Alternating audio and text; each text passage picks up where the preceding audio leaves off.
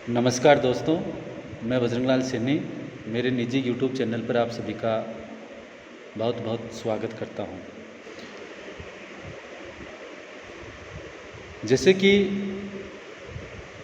आपको पता है कि यह वीडियो एकांकी सम्राट डॉक्टर रामकुमार वर्मा के द्वारा रचित प्रतिशोध एकांकी के नायक 12वीं की चारित्र्य विशेषताओं को आधार बना करके बनाया गया है।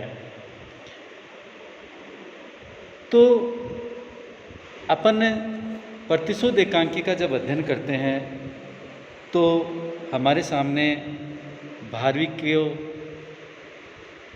लेकर के कई प्रकार की जानकारियाँ प्रकट होती हैं।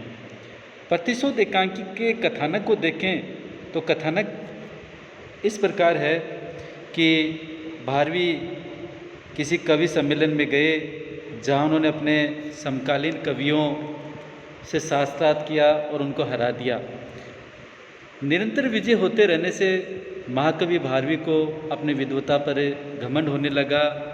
जब उनके पिता श्रीधर को इस बात का पता चलता है कि उनके पुत्र को अपनी विद्वता से घमंड होने लगा है, अहंकार आ गया है और अपनी आत्म प्रशंसा करने लगा है, तो वे दुखी होते हैं और कई विद्वानों के सामने 12वीं की गलतियां निकालते हैं और मूर्ख इत्यादि कह करके उनकी भर्त्सना भी करते हैं। श्रीधर ने वास्तव में ये सब 12वीं के अहंकार को दूर करने के लिए किया था, क्योंकि वे जानते थे कि अहंकार 12वीं की प्रतिभा को कुंठित कर देगा। पिता की भर्त्सना के कारण एक बार 12वीं 2 दिन तक घर नहीं आते हैं। 12वीं की माता पुत्र के घर नहीं आने पर काफ़ी चिंतित होती है। उन्होंने अपने पति के समक्ष इस चिंता को प्रकट किया कि पुत्र घर नहीं आ रहा है, मुझे कई प्रकार की चिंताएं हो रही हैं। तब श्रीधर ने कहा कि 12वीं के मन में अहंकार ने जन्म लिया है, इसलिए मैं उसे विद्वान मंडली में प्रताड़ित करके उसके अहंकार को दूर करना चाहता हूँ। अर्थात पुत्र के प्रति मेरा भी बहुत प्रेम है, लेकिन मैं ये देख रहा हूँ कि वह अहंकार से गिर रहा है, इसलिए मैंने इस प्रकार का कदम उठाया है। उधर 12वीं अपने पिता से अपने अपमान का प्रतिशोध लेने के लिए कई प्रकार के विचारों को धारण करता है और ये सोचता है कि जब तक पिता रहेंगे तब तक मेरा सम्मान नहीं होगा, लोगों में मुझे प्रताड़ित करते रहेंगे, तो क्यों न मैं उनका वध कर दूं। और तलवार लेकर के रात्रि के दूसरे प्रहर में वो घर में आकर के छुप जाता है। इधर घर में उसके माता और पिता 12वीं को आधार बना करके आपस में वार्तालाप कर रहे हैं और वह उनकी वार्तालाप को छिप करके सुन रहा है। जब उसे सत्य का ज्ञान होता है और पिता की हत्या करने के लिए हाथ में ली तलवार को देखता है तो उसे बड़ा दुख होता है और वो आत्मग्लानि में भर जाता है और अपने पिता के सामने उपस्थित होता है, हाथ में तलवार देता है और अपनी गलती के लिए क्षमा याचना करता है और कहता है कि हे पिता, आप इस 12वीं का सिर काट दे।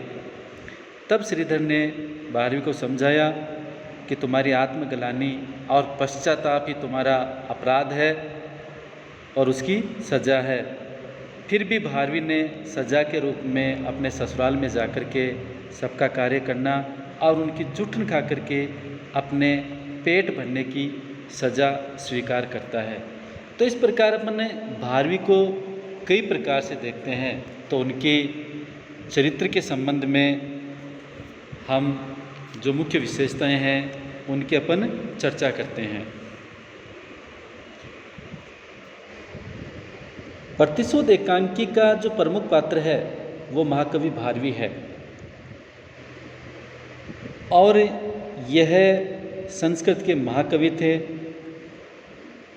तो उनके व्यवहार से, कथा के द्वारा, एकांकी के द्वारा, या ये कहे कि एकांकी की कथा वस्तु के द्वारा जो हमारे सामने उनका एक चरित्र उपस्थित हुआ उसकी अपन चर्चा करते हैं। तो सबसे पहले अपन देखते हैं कि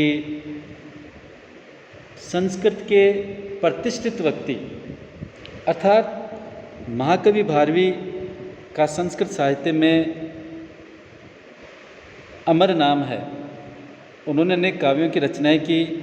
प्रतिशोध एकांकी में भी अपन उनको देखते हैं कि उन्हें धारा नगरी का प्रतिष्ठित कवि बताया गया है। उनकी प्रशंसा में भारती नामक एक विदुषी एकांकी में कहती है कि बसंत ऋतु में कोकिला के स्वर से कौन परिचित नहीं है।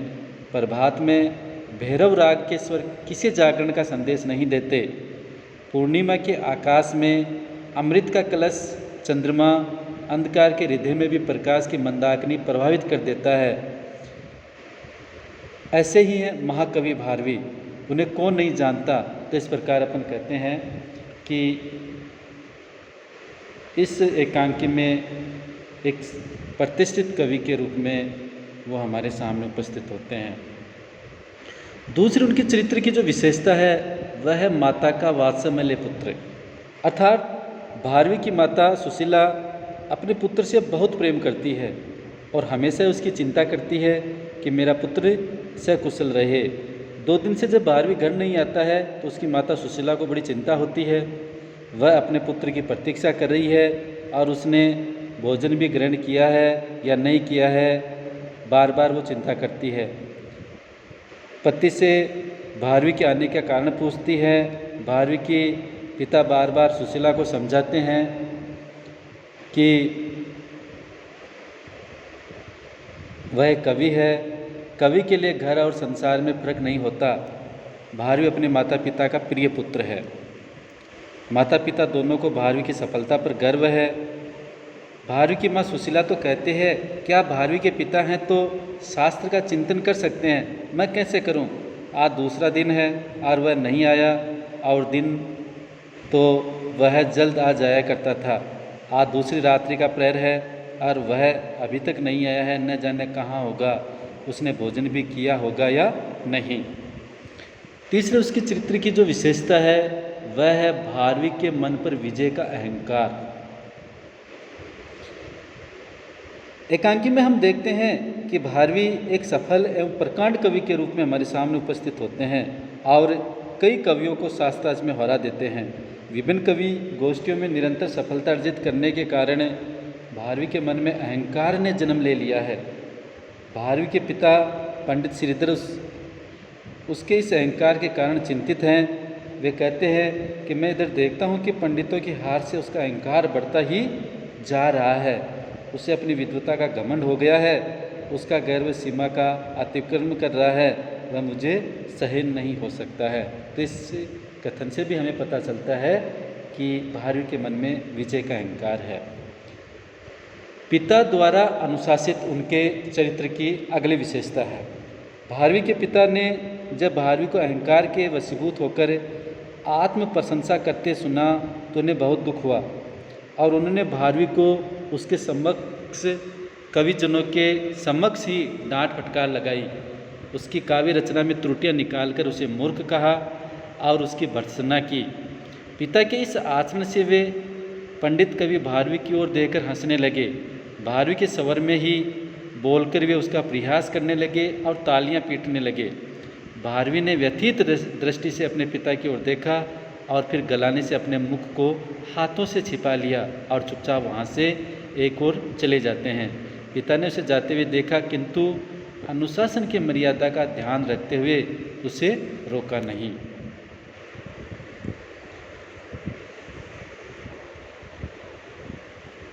अगले उनकी चरित्र की विशेषता है माता पिता का आज्ञाकारी पुत्र। प्रतिशोध एकांकी में भारवी को अपने माता पिता द्वारा प्रतीत करने से विद्वानों के सामने बहुत अपमानित महसूस हुआ, किंतु उसने कुछ नहीं कहा। मन ही मन वह आत्मग्लानि से मरा जा रहा था। वह माता पिता का आज्ञाकारी पुत्र था, बिना आज्ञा लिए वह कुछ भी नहीं करता था। सुशीला जब कहती है कि उसे आना होता तो इस समय तक वह अवश्य आ जाता, कहीं वह ससुराल तो नहीं चला गया है। श्रीधर नहीं, वह मेरी आज्ञा के बिना उस ओर एक पग भी नहीं रख सकता।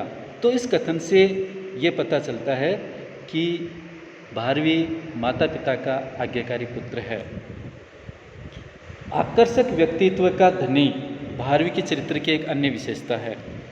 भारवी का व्यक्तित्व लोगों को प्रभावित करने वाला है। वह अत्यंत बुद्धिमान तथा शास्त्रज्ञ है। कवि गोष्ठियों में सभी विद्वान उसकी बुद्धिमत्ता की प्रशंसा करते हैं। वह प्रखर बुद्धि के कारण संसार में प्रसिद्ध है।